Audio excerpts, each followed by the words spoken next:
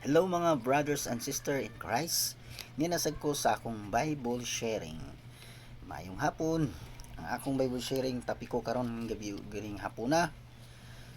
Mabasa sa Isaiah chapter 60 verse 19 nagaingon. Ang adlaw dili na maoy inyong kahayag sa panahon sa adlaw. Dili na musubang pa ang bulan aron paglamdag kaninyo sa gabi. Kay ang Ginoo mao naman ang inyong kahayag nga walay pagkapalong. Ug ang Dios mao nay inyong himaya. Kini si Eros Kalublag nga magaingon, uban na ang Ginoo sa imong desisyon aron dadon po ganya ngadto sa maayong destinasyon. See your best and do your best wherever you are. God bless and more power. Bye-bye.